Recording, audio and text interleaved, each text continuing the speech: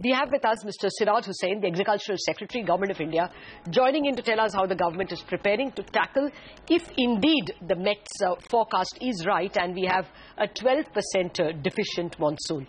Mr. Hussain, thank you very much for joining us. Well, first up, our audience, a large part of the Investing India Inc. audience, is very keenly watching the government's announcement of the minimum support prices. When is it due, sir? It is due during the course of this week, so we should know the minimum support prices. Is it like due today, tomorrow, day after? Within this week we would know. Okay, there is no specific date for it. In all likelihood, maybe tomorrow. Okay. The markets, we did a dipstick survey, a poll, and what we heard from the market was that from an inflation standpoint, a 4% MSP hike would be seen as neutral, a 6% hike and above would be seen as bad, and of course anything below that would be seen as good. Is this a formula with which the Agricultural Ministry is working or the government is working? No, till the minimum support prices are decided by the government, it would not be proper for me to talk about that. But I can only say that the government takes into account the recommendations of the Commission for Agriculture Cost and Prices, which is a professional body of economists, farmers, experts, and a whole lot of factors are taken into account. So the government does take into account the cost of cultivation, the market prices, the return to farmers, the trend of import and export, market surplus, the stocks with the government, and so on. So we were given to understand, these were reports quoting only Agri Ministry officials, and they said that the CACP recommendation was for a 50 rupees increase in paddy from 1400 rupees earlier. 50 rupees would amount to a 3.5% rise. Are the CACP's recommendations taken in toto if it is indeed 50 rupees, or it is just a recommendation and the government makes up its own mind? No, I will not be able to share with you the exact recommendation of CACP, but I must say that the government does take into account the CACP recommendations and a whole lot of other factors. Okay. Mr. Hussain, how does the government plan to ring-fence the farmers from the possibility of a weak monsoon? We understand that the government is working on a new crop insurance policy, etc. But apart from that, what else, can the farmers look forward to be protected from the impending weakness in the monsoons? See, the farmers of various states have to be prepared differently for any shortfall in monsoon. Last year, for example, the Kharif production came down from 128 million tons to 124 million tons. So we lost just about 4 million tons in case of Kharif. In case of Rabi, however, we lost about 10 million tons, unfortunately due to untimely rains and hailstorms in several parts of the country. So in various states, the state governments and the organizations of ICAR, Central Government, Department of Agriculture, Corporation, Government of India have taken steps to provide advice to farmers what to do in case of delay in monsoon. So if there is a 15 days delay, there is a certain strategy. If there is a delay of 30 days, there is another set of recommendations. If there is a delay of 45 days, there is something else. So it depends how it behaves, and in fact, so far the behavior of monsoon has been quite good, better than our expectations, and I'm happy to inform your viewers that the transplantation of paddy has started in Punjab and Haryana yesterday. So far so good. Things seem to be good. Okay. Yes, we in Bombay have also been recipients of almost in-time rainfall, maybe delayed by a few days. But Mr. Hussain, you spoke about the 10 million tons lost in Rabi, and the shadows of that were seen both on the CPI and the WPI in the prices of pulses. The indices show a rise of about 17 to 20% in pulses prices for the month of May. What's the government's strategy on this product itself? See, in case of pulses, there are a couple of things which the government has done. The first is that the government already has some stock of chana, which was procured by the government last year under the price support operations. So we have written to the state governments that if any state government requires chana, we would be able to provide that. We have received demand from a couple of state governments, and we are meeting that. In addition to that, the government has already declared that if necessary, some imports may be done on government account, and the imported quantity will then be offered to state governments for distribution through state civil supplies corporations, etc. The government will do everything in its power to check inflationary trends. One very good decision taken by the government was the establishment of a price stabilization fund of rupees 500 crores. So that fund is available to us, and in several commodities the government will intervene appropriately to check any inflationary trends in the market.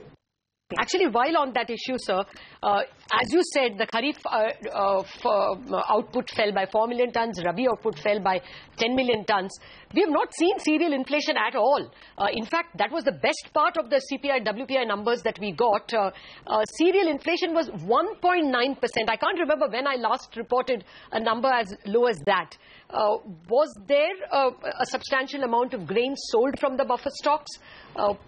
Can you give us some numbers on that? See, we are having more stock of wheat, substantially more stock of wheat in the buffer stock than the norm. In case of rice also, we have much more than the buffer norm. So the government of India is well stocked through Food Corporation of India, state food corporations, etc. And there should be absolutely no difficulty in meeting the requirement of public distribution system or any relief work as far as wheat and rice are concerned. Even in case of other commodities, the government has several strategies and options to intervene in case of inflationary trends. So now the government is likely to intervene even in case of perishables, which we were not able to do earlier. But now with the price stabilization fund, it is possible to intervene in the market at appropriate time. Okay. So actually, the government was never lacking in buffer stocks, even in the last 5 years when we saw double-digit food inflation and even cereal inflation at 15%. The government didn't appear to be intervening in the past years. In the last 12 months, what is the level of intervention? How many million tons? As well, you spoke about perishables. Can you give us a little more color on what exactly was the intervention done? No, in case of certain perishable commodities, I should not be naming that in this show. Okay. The government will buy at appropriate time and will offer it to the state governments if the market prices rise too high. In case of wheat and rice, the inflation has been quite low, in fact, in the last couple of years. And that is primarily due to the very high level of stock. Last year alone, some 6 million tons of wheat was sold through the open market sales scheme of Food Corporation of India, where wheat is offered to millers and other processors of wheat from the godowns of Food Corporation of India. So these interventions will continue, and we hope that if the distribution of rains is good, then we should be able to manage quite well. In fact, even with slightly lower monsoon, our level of production should not be affected too much if the distribution is good. So if there are rains every 15 days or so, we should be fine. In case of rice, for example, in Punjab and Haryana, etc., Western UP, certain other parts, we need some 22 to 25 irrigations. So if we can save 4 or 5 irrigations because of good rains, we should be fine. So in the last couple of days, for example, due to rains, even in North India, even in Northwest India, Punjab, Haryana, the demand for electricity did not rise too high. So we are quite well prepared, and we hope that the production level would be maintained or will only be slightly lower if the monsoon predictions of IMD are correct, But I do hope that the distribution will be better than last year, because last year, June and July did not get much rains. It was only in August that we got rains. Okay. Mr. Hussain, you did speak to us about what's happening with Punjab and Haryana, but can you throw some more color on what are the other geographical belts that could need special measures to avoid huge losses in case of scanty rains? And also, at present, how many districts does the government have a contingency plan ready for? No, we have a contingency plan ready for 650 districts. These plans have been prepared by the ICAR institution specializing in dry land farming. It is CREDA in Hyderabad.